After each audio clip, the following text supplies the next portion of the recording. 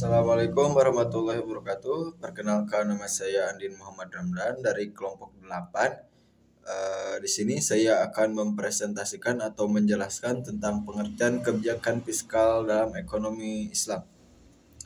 Kebijakan fiskal adalah kebijakan yang dilakukan oleh pemerintah di bidang keuangan, meliputi penerimaan negara, pengeluaran negara, dan utang.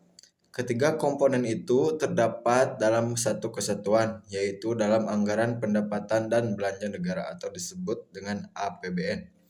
Pajak termasuk komponen pendapatan atau penerimaan negara, sedangkan pendapatan negara adalah komponen dari kebijakan fiskal. Kebijakan fiskal menurut ekonomi Islam diharapkan melaksanakan fungsi alokasi, distribusi, dan stabilisasi dalam suatu negara yang mempunyai ciri khas tertentu dari nilai orientasi, dimensi etik dan sosial dalam pendapatan dan pengeluaran negara Islam. Sistem perpajakan Islam harus menjamin bahwa hanya golongan kaya dan makmur yang mempunyai kelebihanlah yang memikul beban utama pajak.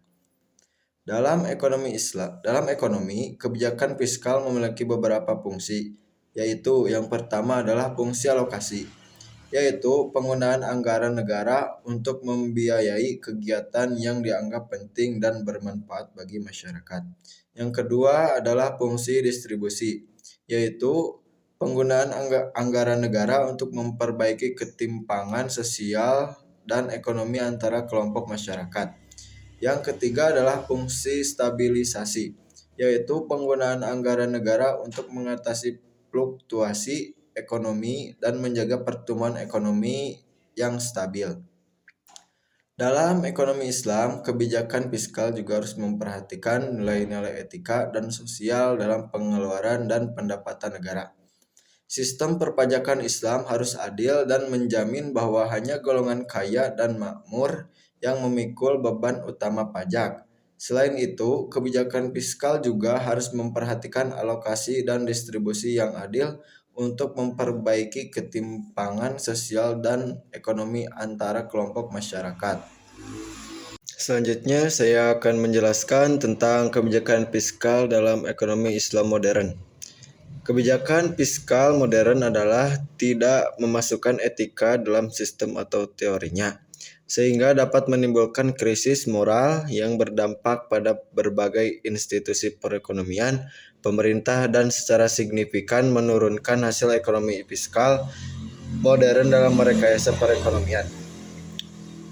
Penjelasan tersebut juga membahas kebijakan fiskal peradaban kuno seperti negara Roma, Yunani, Mesir kuno, dan India yang berada di bawah kekuasaan penguasa. Sebaliknya, dalam Islam, kebijakan fiskal merupakan kewajiban negara yang menjadi hak rakyat, sehingga kebijakan fiskal tidak hanya diperlukan untuk perbaikan perekonomian dan meningkatkan kesejahteraan penciptaan mekanisme distribusi perekonomian yang berkeadilan. Sumber pendapatan negara Islam adalah fa'i, ghanimah, kharaj, jizyah, ushur, dan khumus. Sedangkan zakat merupakan alat bantuan sosial mandiri yang merupakan kewajiban moral bagi orang kaya untuk membantu orang miskin dan terlantar. Materi selanjutnya tentang komponen kebijakan fiskal. Dalam Islam, kita kenal adanya konsep zakat, infak, sodakoh, atau wakaf yang disingkat menjadi ziswa. Zakat merupakan kewajiban untuk mengeluarkan sebagian pendapatan atau harta seseorang yang telah memenuhi syarat syariat Islam guna diberikan kepada masyarakat yang telah ditetapkan dalam syariah Islam. Sementara infak, sodakoh, wakaf merupakan pengeluaran sukarela yang juga sangat dianjurkan dalam Islam. Dengan demikian, jiswa merupakan unsur-unsur yang terkandung dalam kebijakan fiskal. Dalam kegiatan wajib dan sukarela ini khas di dalam sistem ekonomi Islam, yang membedakannya dari sistem ekonomi pasar. Dalam sistem ekonomi pasar, tidak ada sektor sukarela sebagai salah satu kebijakan fiskal dalam Islam. Jiswa merupakan salah satu sendi utama dari sistem ekonomi Islam yang kalau mampu dilaksanakan dengan baik akan memberikan dampak ekonomi yang luar biasa. Diharapkan sistem ekonomi Islam ini merupakan menjadi alternatif bagi sistem pasar yang ternyata menunjukkan berbagai masalah di dalam pelaksanaannya. Jelas, ini memerlukan kerja keras dari berbagai unsur keahlian untuk mewujudkannya. Dari beberapa penjelasan di atas, dapat diketahui bahwa kebijakan fiskal dapat diartikan sebagai langkah-langkah pemerintah untuk membuat perubahan-perubahan dalam sistem pajak atau dalam pembelanjaannya, yang bertujuan mengatasi masalah-masalah ekonomi yang dihadapi. Perbedaan mendasar dari kebijakan fiskal dengan konvensional atau modern adalah terkait kesejahteraan yang akan dicapai, di mana konsep kesejahteraan hidup yang ingin dicapai dalam kebijakan fiskal konvensional atau modern adalah untuk mendapatkan keuntungan maksimum bagi individu dalam kehidupan tanpa memandang kebutuhan spiritual manusia.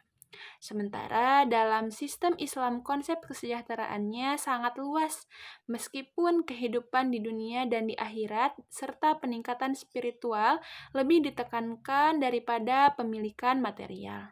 Terkait anggaran pendapatan dan pengeluaran pemerintahan, negara dalam fiskal Islam diperoleh melalui zakat, wakaf, nawaib atau daraib, kharaj atau pajak pertanian, pinjaman, jizyah atau pajak perorangan, khums atau pajak harta rampasan perang, usyur atau pajak perdagangan, warisan kalalah atau orang yang tidak mempunyai ahli waris, kafarat atau denda, amwal fadla, dan pendapatan lain yang bersumber dari usaha yang halal. Sekian penjelasan dari kami tentang kebijakan fiskal dalam ekonomi Islam dan ekonomi Islam modern. Mudah-mudahan ilmu yang kami paparkan bisa bermanfaat, khususnya bagi kami dan umumnya bagi kita semua. Mohon maaf apabila ada kesalahan dan terima kasih atas perhatiannya. Wassalamualaikum warahmatullahi wabarakatuh.